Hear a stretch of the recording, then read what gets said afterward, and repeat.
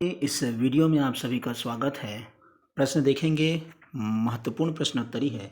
जिनका उच्चारण अन्य किसी ध्वनि के सहयोग से नहीं होता है उसको क्या कहा जाता है? उसको स्वर ध्वनि कहा जाता है। वैसे ध्वनि जिनका उच्चारण बिना किसी सहयोग से होता है, जो स्वतंत्र रूप से जिसका उच्चारण होता है उसको स्वर कहा जाता है। और जो स्वर के उच्चारण से, स्वर के सहयोग से उच्चारित होता है उसको व्यंजन कहा जाता है। आप याद रखेंगे। दूसरा प्रश्न है, ध्वनियों को मुख्य रूप से वर्गीकृत कर सकते हैं। ध्वनियों को मुख्य रूप से वर्गीकृत कर सकते हैं स्वर व्यंजन तथा ध्वनि व्यंजन के रूप में। जब कमजोर व्यक्ति फुसफुसाहट में अपनी बात कहता है तो वायु स्वर तंत्रियों से साधारण संघर्ष करती हुई बाहर आती है तो उसे कहा जाता है जपित। मतलब ये क्या बता रहे हैं, जब कमजोर व्यक्ति फुसफुसाहट स्वर में जब कोई कहता है तो वहाँ पर जो संघर्ष होते हुए आएगा वायु स्वर तंत्रियों से, उसको कहा जाएगा जपित। जपित कहा जाएगा। आगे आता है, आगे प्रश्न है, ओष्ठ व्यंजन है। ओष्ठ व्यंजन क्या है? जैसे हम बोलते हैं क ख ग घ अंग, ये जो है कंठ से उच्चारित होता है, कंठ व्यंजन है। ट ठ ड ये मूर्धन्य है, मूर्धन्य से संबंधित है। इससे पहले के विज्ञापन में, इससे पहले के आपको जो वीडियो है उसमें आपको ये मिल जाएंगे। प फ भ ये उच्चारण जो है ओष्ठ की सहायता होता है, इसमें दोनों ओष्ठ सक्रिय हो जाते हैं, इसीलिए ये ओष्ठ व्यंजन प फ ब म म है। जिन व्यंजनों के उच्चारण में जिह्वा को कोई न कोई भाग मुख से किसी न किसी भाग से स्पर्श करता है उसको क्या कहा जाता है? उसको स्पर्श व्यंजन कहा जाता है। जिन व्यंजनों के उच्चारण जब हम करते हैं तो उसके जिह्वा का कोई न कोई भाग मुख के किसी न किसी भाग से स्पर्श करता है तो उसको कहा जाएगा स्पर्श व्यंजन। सामान्यतः व्यंजन कितने प्रकार के होते हैं? जो सामान्यतः व्यंजन होते हैं वो 6 प्रकार से होते हैं। आगे आता है, कौन से व्यंजनों के उच्चारण में अन्य व्यंजनों की सहायता लेनी पड़ती है? तो जब हम संयुक्त व्यंजन का उच्चारण जब हम करते हैं तो उसमें अन्य व्यंजनों की सहायता लेनी पड़ती है। इससे पहले के वीडियो में ये सब डला हुआ है, आप इसमें देख सकते हैं। आगे प्रश्न है, राजभाषा हिंदी लिखी जाती है। जो राजभाषा हिंदी है वो देवनागरी लिपि में लिखी जाती है। खरोष्ठी लिपि, ये जो खरोष्ठी लिपि है सिंधु घाटी सभ्यता में आपको मिलेगी। रोमन लिपि जो है अंग्रेजी, जो अंग्रेजी की जो भाषा है, अंग्रेजी जब लिखते हैं तो उसको रोमन लिपि में लिखा जाता है। जब हम उसी को हिंदी में लिखते हैं तो वो हो जाता है देवनागरी लिपि। इस चीज़ को याद रखेंगे। एक ही ध्वनि के लिए एक से अधिक संकेतों का प्रयोग होता है। एक ही ध्वनि के लिए एक से अधिक संकेतों का जो प्रयोग होता है वो रोमन में होता है। हिंदी के संयुक्त व्यंजन हैं। हिंदी के संयुक्त व्यंजन किसको कहा जाता है? तो हिंदी के संयुक्त व्यंजन छ त्र ज्ञ को कहा जाता है। आप याद रखेंगे। ये इसमें 12 प्रश्न थे।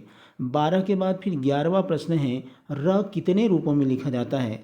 तो हम जब हिंदी वर्णमाला पढ़ते हैं तो र जो है 4 रूपों में लिखा जाता है। एक र हो गया, एक र प्र जैसे लिखते हैं तो ये हो गया, एक कार्यालय जैसे लिखते हैं तो ये हो गया, और एक है वृक्ष जब लिखते हैं तो इस प्रकार से हम देखते हैं 1 2 3 4, ये 4 प्रकार से हम क्या कर रहे हैं?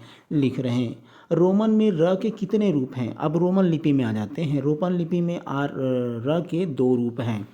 आगे आता है, अर्धविवृत मुख में लिखी जाने वाली ध्वनि किस भाषा से लिखी गई है? अर्धविवृत रूप से लिखी जाने वाली जो ध्वनि है वो अंग्रेजी से लिखी जाती है। अंग्रेजी के रूप में लिखी जाती है। जो ये वाला है ना अर्धविवृत, ये अ ए, तो इसको कहा जाता है अर्धविवृत। अर्धविवृत क्या है? जैसे जैसे 2 ओठ है, अर्धविवृत में आप समझेंगे ये जो आपका उच्चारण जब हम करते हैं तो ये ओष्ठ का भाग है, तो इसमें जो बीच का स्वर है इस प्रकार से ऐसा डिजाइन बनता है। मतलब ये उच्चारण करते हैं उस समय का ध्वनि है। अभी हम महत्वपूर्ण वस्तुनिष्ठ प्रश्न पर चलते हैं तो इसी पे हम चाहते हैं। इसका उत्तर हो जाएगा अर्धविवृत का अंग्रेजी से। अरबी फारसी ध्वनियों के लिए नागरी लिपि में क्या व्यवस्था की गई है? अरबी फारसी लिपियों में, नागरी लिपि में व्यंजन के नीचे बिंदी लगाकर इसको क्या किया जाता है? इसका काम किया जाता है। चंद्रधर शर्मा गुलेरी ने उत्तर अपभ्रंश को क्या नाम दिया है? तो चंद्रधर शर्मा गुलेरी ने उत्तरी अपभ्रंश को पुरानी हिंदी नाम दिया है। फोर्ट विलियम कॉलेज के प्रथम अध्यक्ष कौन थे? फोर्ट विलियम कॉलेज के प्रथम अध्यक्ष थे John Gilchrist. Fort William college के प्रथम अध्यक्ष कौन थे? तो वो थे जॉन गिलक्राइस्ट।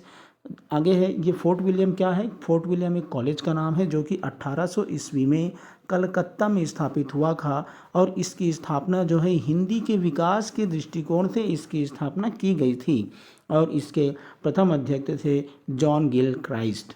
सत्यार्थ प्रकाश के रचनाकार कौन है? तो सत्यार्थ प्रकाश के रचनाकार हैं महर्षि दयानंद सरस्वती, जिन्होंने आर्य समाज की स्थापना की। इन्होंने वेदों की ओर लौटो नारा दिया और हिंदी के उत्थान में इन्होंने बहुत महत्वपूर्ण कदम दिलाया है। आगे है फोर्ट विलियम कॉलेज की स्थापना 1800 ईस्वी में हुई, अभी हम इसका अध्ययन किए हैं। भाषा का स्थायित्व प्राप्त परवर्ती रूप है। भाषा का स्थायी प्राप्त परवर्ती रूप है लिखित रूप। हिंदी को सर्वसम्मति से दर्जा दिया गया है तो वो है 14 सितंबर 1949। इसीलिए हम 14 सितंबर 1949 को हिंदी दिवस भी मनाते हैं। आगे क्वेश्चन है 12वां प्रश्न है, टीवी रेडियो टेलीफोन आदि की भाषा को कहते हैं। टीवी रेडियो टेलीफोन की भाषा को कहते हैं यंत्र आधारित भाषा। यंत्र आधारित भाषा है। परिवार में जन्म लेने वाला बच्चा सबसे पहले सीखता है तो वो सबसे पहले सीखता है मातृभाषा। कुछ लोगों के मतानुसार किसी भाषा में केवल उसी भाषा के खाली स्थान होने चाहिए, उसमें किसी अन्य भाषाओं के शब्द भंडार न आ पाए, उसे वे भाषा की शुद्धता मानते हैं। तो वो क्या आ जाएगा? इसका खाली स्थान का जब हम पूर्ति करेंगे तो इसमें आ जाएगा शब्द। अब फिर से पढ़ते हैं। कुछ लोगों के मतानुसार किसी भाषा में केवल उसी भाषा के शब्द आने चाहिए, उस समय किसी अन्य भाषाओं के शब्द नहीं आने चाहिए, उसे वे शुद्ध भाषा का शुद्ध रूप मानते हैं। आगे है आगे प्रश्न है, हमारी कुछ भाषाएं संस्कृत जन्य हैं, कुछ पंच द्रविड़ भाषाएं कहलाती है, जैसे तेलुगु, कन्नड़, मलयालम, तुलु। तो इसमें से जो छूटा हुआ है वो आपको बताना है। तो जो छूटा हुआ है वो है गुजराती। हमारी जो कुछ भाषाएं हैं वो संस्कृत जन्य हैं, कुछ पंच द्रविड़ भाषाएं कहलाती है। तो पंच द्रविड़ कौन कौन है? तेलुगु है, कन्नड़ है, मलयालम है, तुलु है और एक है गुजराती। ये आपको याद रखना है। आगे प्रश्न है, भारत बहुभाषी देश है। भारत बहुभाषी देश है, यहाँ लगभग कितने भाषाओं का व्यवहार होता है? तो यहाँ लगभग 200 भाषाओं का व्यवहार होता है।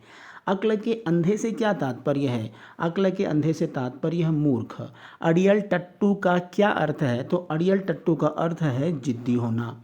अंटी मारने से क्या तात्पर्य है? अंटी मारने से तात्पर्य है कम तौलना। आगे आता है आम खाने से काम, पेड़ गिनने से क्या? तो क्या डैश डैश डैश है, तो इसका सही उत्तर होगा क्या काम। ईश्वर की खाली स्थान कहीं धूप कहीं छाया, इसका जो होगा माया। ईश्वर की माया, कहीं धूप कहीं छाया। एक टकसाल के ढले हैं, मतलब ये क्या हो जाएगा? यहाँ पर उत्तर होगा एक टकसाल होगा, क्योंकि एक टकसाल के ढले हैं, ये वाक्य इसमें पूरा होता है। और आगे है 33 नंबर का प्रश्न है, बड़ा लड़का का अर्थ है द एल्डर सन। जब हम बड़ा लड़का बोलते हैं तो उसको बिग सन नहीं बोलते हैं अंग्रेजी में, उसको बोलते हैं द एल्डर सन। बड़ा आदमी के लिए हम और रिच मैन बोलते हैं। बड़ा जंगल का अब क्या अर्थ होगा आपको बताना है। तो इसका सही होगा बिग फॉरेस्ट। बिग फॉरेस्ट होगा, जिस पर बड़ा लड़का के लिए द एल्डर सन, बड़ा आदमी के लिए और रिच मैन, बड़ा जंगल के लिए बिग फॉरेस्ट होगा। आगे आता है खोलना। खोलना का अर्थ होता है टू फाउंड। थोड़ा इसमें आपको घबराना नहीं है, फाउंड मतलब प्राप्त करना होता है हिंदी में, लेकिन खोलना का अर्थ होता है टू फाउंड। भेद खोलना का अर्थ है टू डिस्क्लोज सीक्रेट। ताला खोलना का अर्थ क्या होगा, ये क्वेश्चन पूछ रहा है। तो ताला खोलना का अर्थ होगा टू अनलॉक। ताला खोलने का अर्थ है टू अनलॉक। आगे है देना। 35 नंबर का प्रश्न है, देना को टू गिव कहते हैं, शिक्षा देना को टू टीच कहते हैं, दोष लगाना को टू ब्लेम कहते हैं, और खर्च करना को क्या कहा जाएगा? तो खर्च करना को कहा जाएगा टू मीट द एक्सपेंस। ये आपको याद रखना है। और जितने भी प्रश्न हैं वो सब हो चुके हैं। इससे पहले और भी वीडियो डले हुए हैं, सब आप देख लेना, प्लेलिस्ट में चले जाना, प्लेलिस्ट में जा कर के पूरा वीडियो देख सकते हैं। धन्यवाद।